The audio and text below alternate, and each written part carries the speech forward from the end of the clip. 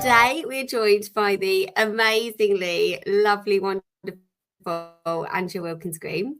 Angela, I have been very lucky to know for many years, so thank you so much for joining us, Angela.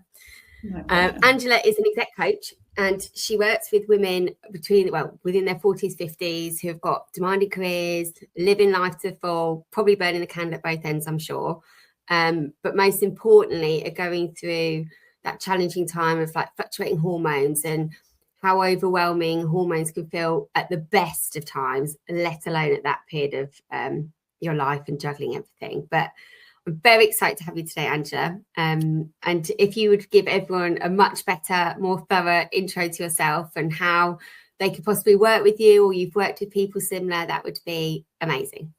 Yeah. Oh, thank you so much, Hannah, for having me. It's an absolute pleasure to be here. Yes. So I set up my business, Green Path Coaching, about 3 years ago now. I can't believe it's been that long. Yeah. And I set it up purely because I struggled with my transition into and through perimenopause. So it was always really clear to me from the beginning, once I'd made the decision to set up my business, that I wanted to support women going through that period of their life. And that has changed over the last 3 years in how I do that. You know, I come from a corporate background. I've never set up a business before. So it's been a huge learning curve. And I was obviously going through a very difficult time myself. You know, I am still a perimenopausal woman. So it's all a huge learning curve, not in terms of just running the business, but also learning about me and who I am and what my values are and what I want this business to be for me and for the women around me. But very clear on that it had to be these women that I was supporting, these women who have hugely demanding careers. And we are going through this most difficult time when we are trying to do everything. We're trying to be everything. Yeah. We're trying to juggle everything. You know, we might have young kids at home. We might have older kids at home who are going off to uni. You know, we might be looking after our aging parents who might have all sorts of things that we're having to help them look after them with. And then our careers on top, and our homes and our relationships. And our relationships, are they under strain? We have so much going on. Yeah. So I support the women individually. But importantly, I do a lot of work where I go into organizations so that I can help build awareness of what perimenopause is, because so many millions of women still don't really know what it is. Even if we've heard of the word, we don't really know what it means for us, what it might look like. So I'm building awareness. I do manager training and HR training so that we can have better conversations about this topic in the workplace. So important. And then importantly, I do one-to-one coaching. So I offer that individually to women who might come to me directly, but also I offer coaching through organizations. Yeah. So I love on your website, and I wrote it down, and you put a support and dismantle the overwhelm and anxieties that are holding them back. And I love that. Just that word dismantle is so powerful, isn't it? Like, I know when in my corporate days, I remember very early on, there was we were really lucky that we'd have like those well-being conversations, and there was budget around getting experts like yourself to come in, and it was for a women only session. And I remember my manager at the time, Stu, he was like, but I've got a wife and I've got a daughter and I manage women. And he was like, I want to come to this. Like, I want to learn. I want to understand. It's not something that in his generation that he had access to that knowledge. And I love now that it feels more organizations are actually embracing men and women. And exactly like you said, doing that, like going to the roots of like the HR training and actually embedding it as a process. Something at Adobe that I was really proud to be part of their Women at Adobe network. And there was a group of ladies there who got the perimenopause support and the menopausal support covered in the Bupa cover. And it was either talking to a therapist or seeing a specialist. And it was a huge milestone for them as a company, but also for women, that actually exactly like you're saying and you do, is like highlighting the importance of understanding it and how it impacts people, and their ability to grow and like progress. So I think it's amazing, and it's such a lovely support that you do as your business. Yeah, I mean, it's actually vitally important, because what we're seeing is women walking away from their careers, you know, so 1 in 10 women actually do walk away from their careers, and we need to stop that happening. Women are actually coming into the prime of their life. Yeah. Oh God. Yeah. We go through this really difficult phase. A lot of us find this really, really challenging, but actually once we come through that, we're stronger than ever. Yeah. And actually, what we don't want to do is be losing all of that talent from these organizations. We need to keep it there. We need to support them through it to help them to stay. Yeah. And then women will thrive afterwards, and you'll be so grateful that you kept them.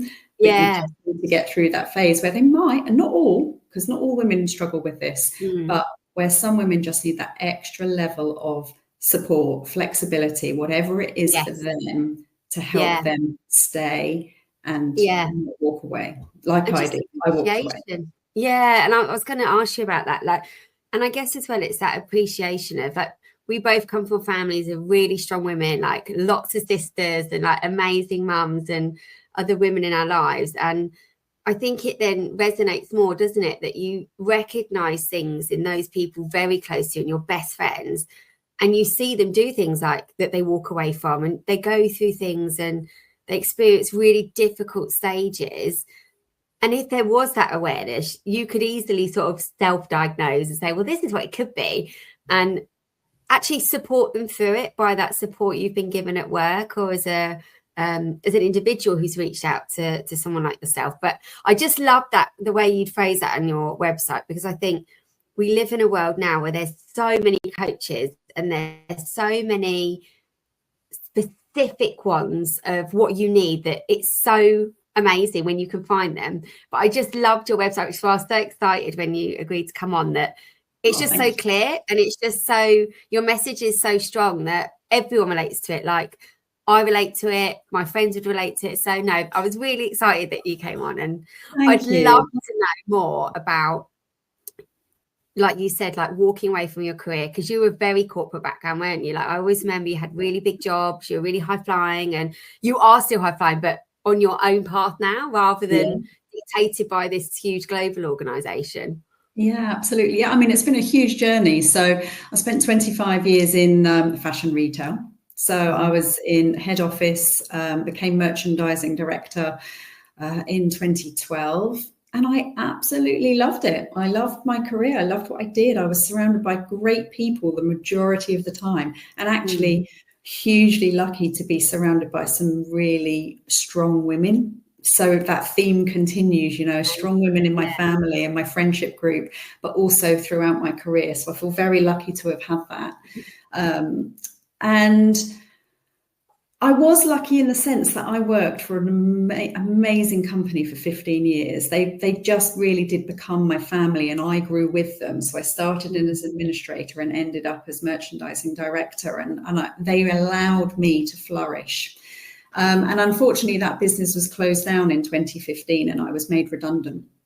And I had to make the 20 plus people in the organization redundant at that time. And that was a huge changing point for me. And nothing has ever been quite the same since. And I think I really learned at that point, I need to start working out who I am and where I go from here. And it's taken me a very long time to do that. And I've had a number of other big roles since then and been made redundant again in COVID. But it took me to reach my perimenopause and to have this big moment in my life where I literally crashed and had to walk away, to suddenly give myself the time and the space to really start to work out, well, who am I and what do I actually want from this life? Because although I've loved my career, it hasn't really been aligned necessarily to who I am and allowed me to show up genuinely as me. And so now I've changed my life to fit with who I am and who I want to be and how I want to show up every day.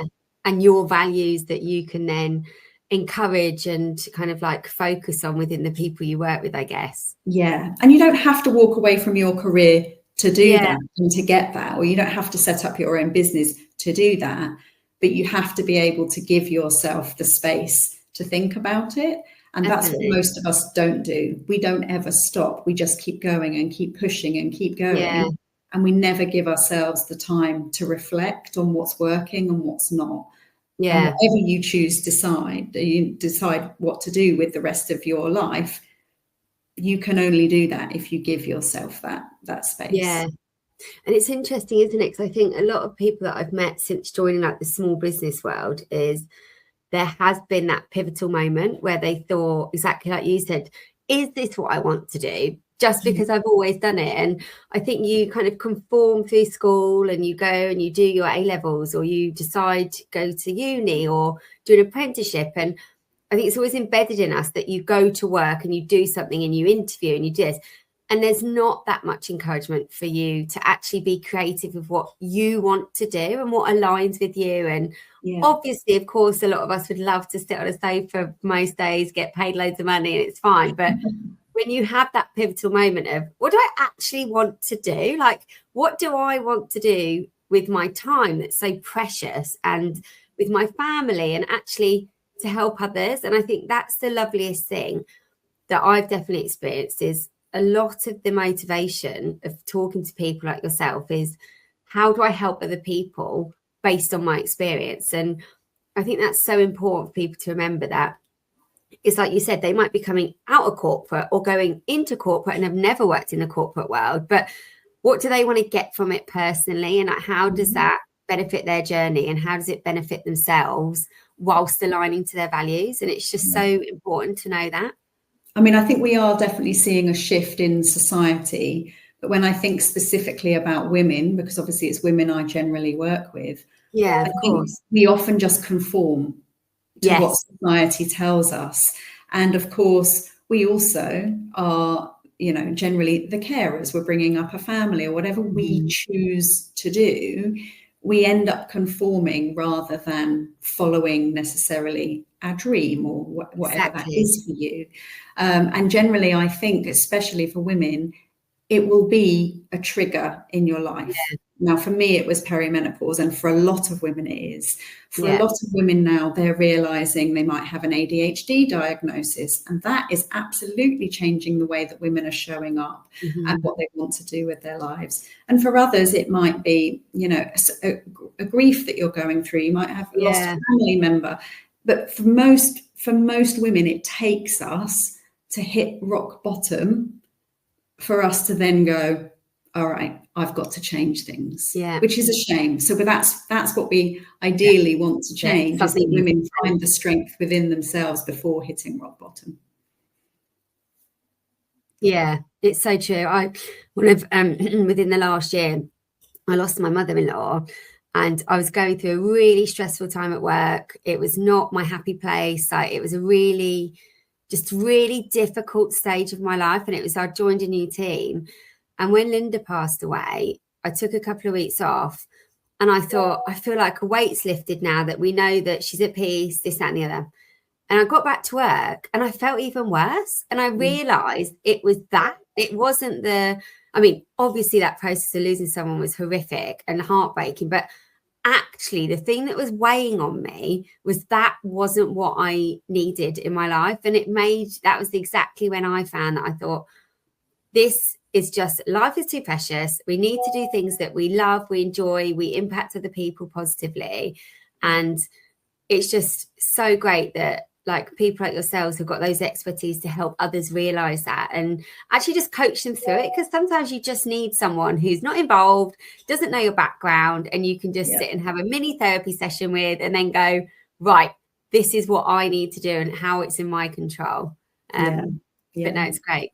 So do you meet a lot of people? Like, do you see a pattern in that you think this is the biggest unlearning of what we need to do, like as a team or as a manager? Or do you feel like there's quite a common theme in that? Is it just completely random?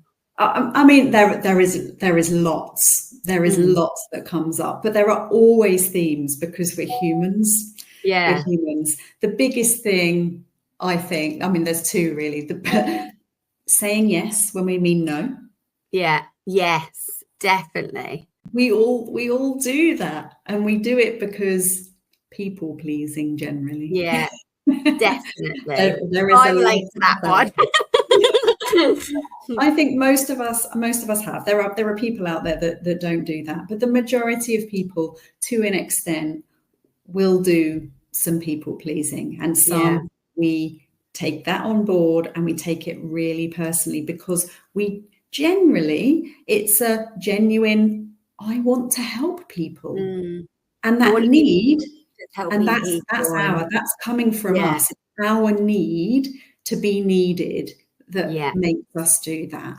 So the people pleasing and the saying yes to everything because we want to be needed is a huge thing that comes up.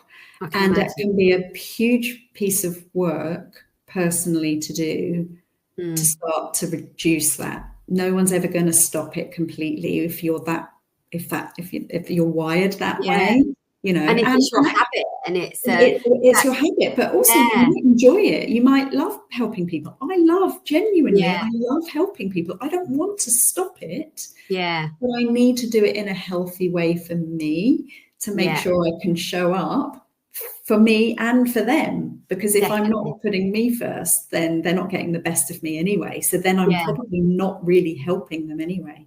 Exactly. And sometimes we do have to watch the trying to help people that really don't want your help.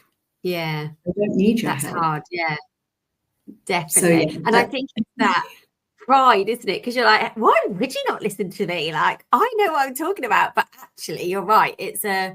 I definitely realized that the last year is that how do you create that boundary? Because I was always very good at boundaries in my working world or corporate world, because I've got my girls. If I didn't pick them up at 3:00 and I was on school pickup, then they'd ended up in a bloody foster home or something because I'm not turning up. So I was like, I was such an advocate for build your boundaries, stand by it, be confident, and just explain.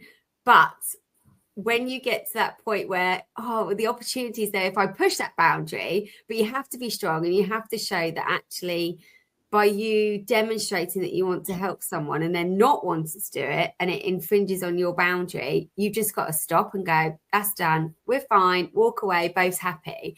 So it's a huge learning. But boundaries, saying no, these I think the things everybody can relate to, like man or woman. Like absolutely.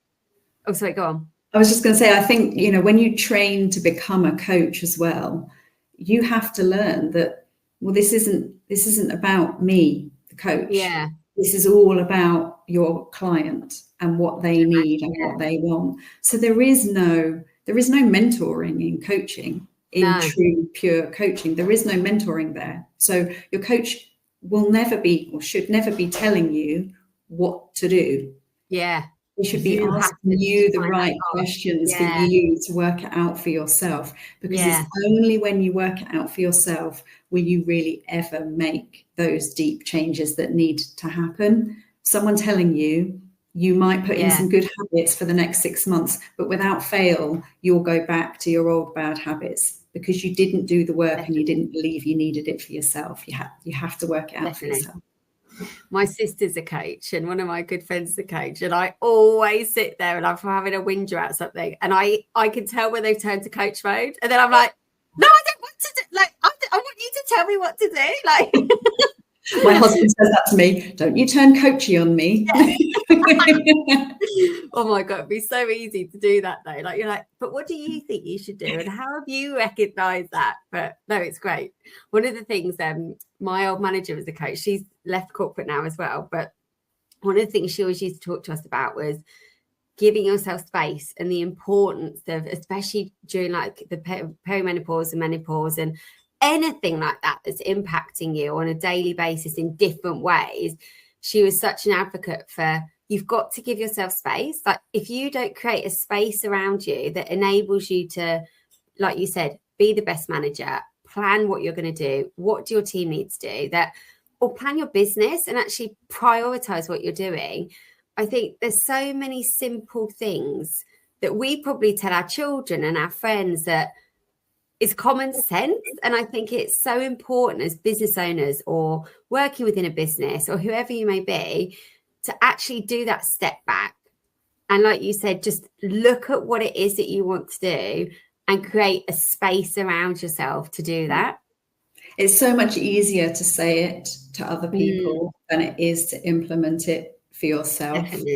Definitely. It's so hard to see it for yourself. But actually, when you take a step back and you do think about it, when you're giving yourself all of those things, you're also showing others around you. You're showing the generation underneath you a really healthy way of being, a really healthy way to lead. And so all you're doing is a good thing for you, but for the others around you to learn. It's even more important. Yeah. Absolutely. What would you give advice to people? Like if the world of coaching isn't something that they're exposed to, which again, from coming from corporate, it was very accessible. We were encouraged to do it. We'd have exec coaches, but then moving into small business, it's like a luxury, isn't it? Because it's such a valuable resource and an investment. I don't feel like it's as spoken about really in terms I'll go to networking events and there might be one coach there and you think, my gosh, like there's loads of coaches. Like, why would you not have different options to speak to a specialist like yourself? And what would you give your advice to people who may be in that world that it's not an accessible thing, it's not known enough to what the benefits and the impact a coach can have on your life? Like, what do you think the top things they could do to start thinking or changing their mindset to go, I need someone to help me through this? Like, is there top tips you think you can give anyone? The thing that sprung to mind as you were speaking there is you need to be really clear about what it is you need. Because quite often you might jump into a coaching relationship. For example, it might not be a coach, it might be a mentor, it might be something else, thinking you need something, but that person not being the right person for you. Yeah, because that's hard, isn't it? It's like finding really that person that will help. You need to be really clear what you need. And if you're going to work with a coach, you need to do your research and you need to be having a decent conversation with different types of coaches and work out who is going to be best for you. Who do you relate to? Not someone that's going to make you feel good and feel fluffy and go, oh, this is going to be okay. Because you want a coach that's going to challenge you. Yeah, definitely. That's part of the process. You need to be challenged. Coaching is all about challenging you because otherwise you won't move forward. But is it a business coach that you need? Or is it a mentor that you need? What do you actually want from the end of the process? And a good coach will absolutely tell you if they believe they are not the right coach for you. Most coaches, would say, I'm not the right person for what you need. So I think understanding, and I think if there's one bit of advice I could give is understand the difference between a counsellor, a coach, and a mentor. Because we will all do different things for you. A lot of mentors call themselves coaches these days. If you're wanting somebody to tell you how to move your business forward and what to implement, that's not coaching, that's mentoring. If you want somebody to help you with your mindset, that's going to help you feel more confident in yourself and help you understand what you want from your business, what you want from your life, and how to get that. That is what a coach will help you with. If you are struggling with something from your past that is getting in the way of you moving forward, you might then need some counselling. Yeah, definitely. It's so important. Yeah. You really do need to be clear on who you need to help you personally move forward. And you are the only person that really knows that. Yeah, I love that. It's so important to know the difference because you're right. Like, I did a lot of mentoring at work and I loved it because it would be coming up with ideas and challenging them on things they've done or setting milestones for them to get to where they wanted to get to, but actually having my support or my network.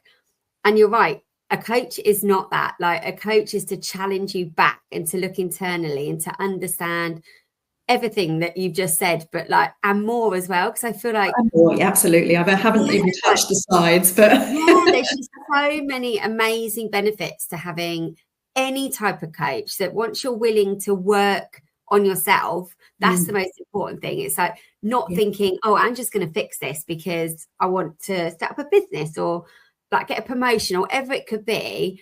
It's that mindset of, I need someone to coach me into believing that I can do this and I've got the tools and the capability of doing it.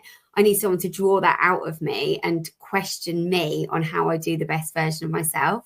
No, I love that. People also think that you only work with a coach when you're struggling. Yes. That's absolutely not true. So lots of successful people, you will find that the majority of successful people out there are working with a coach, and they work with a coach regularly because they are constantly challenging them to be better. Yeah, definitely. That's so actually that's you might be struggling at the start, and that's absolutely fine. Coaches will help you work through whatever's going on in your life. Hence, I work with women who might be struggling with perimenopause. But we're not really talking about their menopause symptoms when we're coaching. We're talking about all the stuff that lies underneath that we never talk about. We just ignore it and carry on because that's what we do as women, right? We just ignore it and we keep pushing and we keep pushing. But you can only keep pushing so far before something in your life will force you to stop. And then you are forced to visit what's getting in your way. And then you work through that, and that's what will help you thrive later on. Yeah, I love that. And do you have any advice for people who, if they're starting out their own business, or they've kind of had this idea that they want to, like that pivotal moment where they're like, I want to do something, I don't know what it is, and I don't know how to frame my mind into thinking, I mean, obviously this is very dependent financially, like logistically, everything, but have you got any advice for those people who think, I'm at that stage, I don't know how to draw that out of me, I've never had a coach, I don't, like, is there a way that they can start thinking that would then equate to them like working with someone like yourself? Yeah, I mean, there are lots of tools out there that people can use. I use the Wheel of Life a lot with a lot of my clients. Yeah. Because what that does, it allows you, so the Wheel of Life has different sort of sections on there with different areas of your life. So it might be relationships, it might be work, career, it might be your emotional resilience. I think there's about eight different topics on there. And that just allows you to spend a bit of time quietly reflecting on all of the areas of your life. Yes.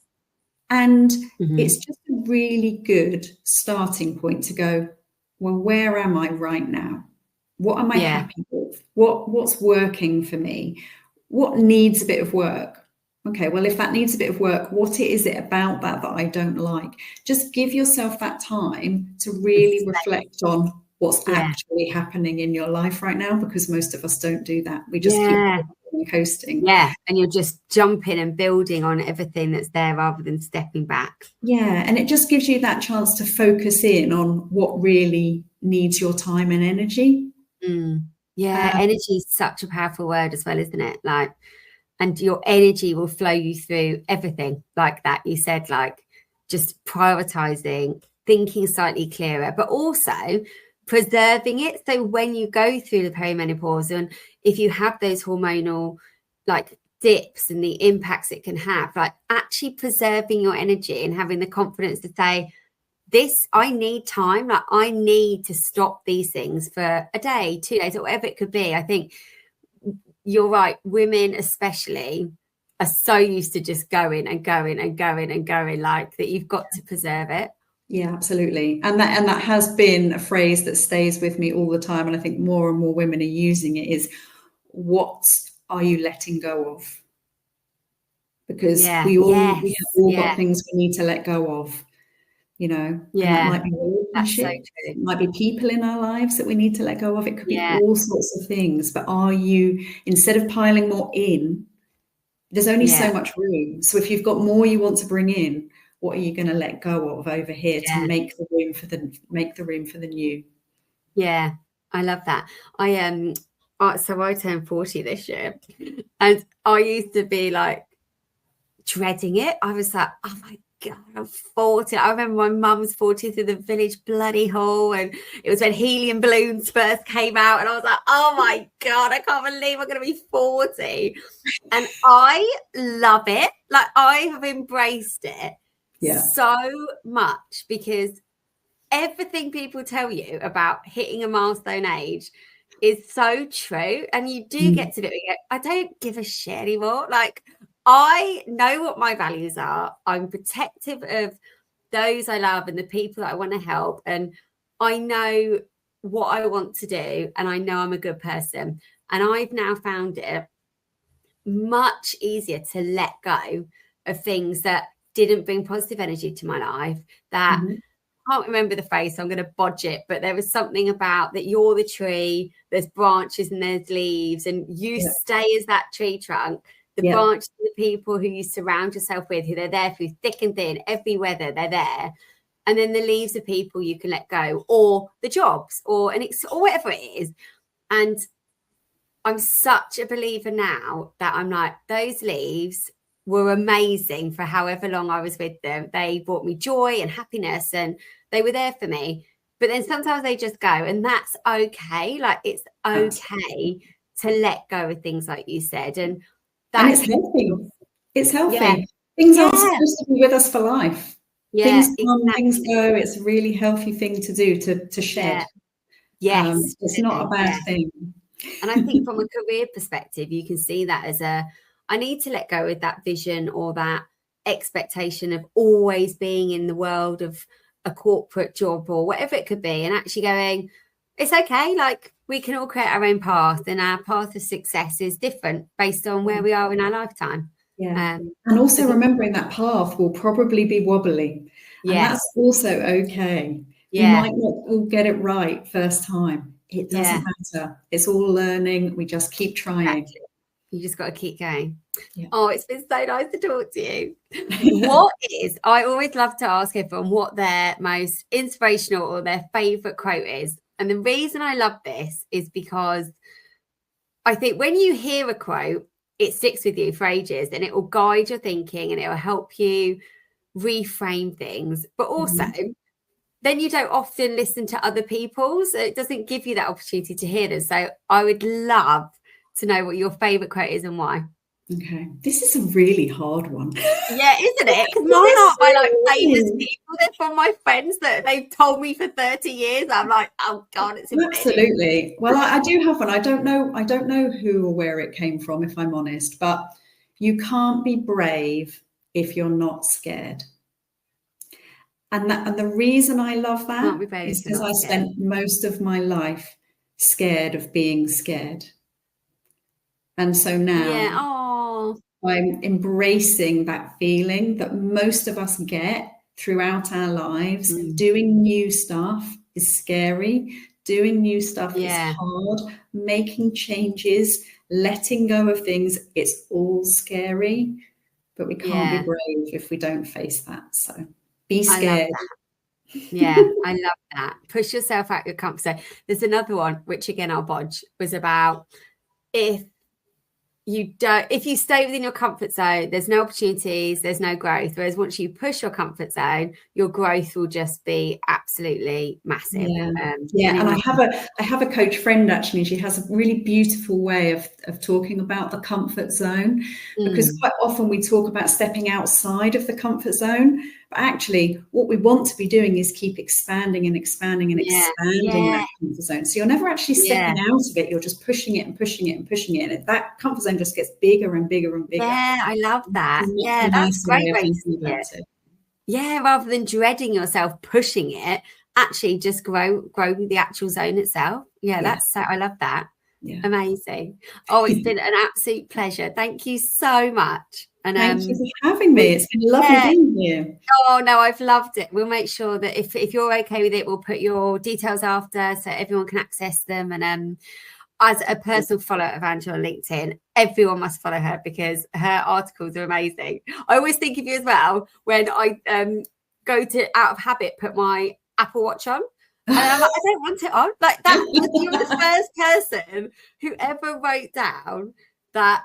Why have you put this thing on your wrist to tell you if you're moving enough? Because I'm sat there going, I've got to put it on because I want to see how long I sleep for. Like, and I still don't have my watch on. It's gone for good. I'm exactly the same. I love that.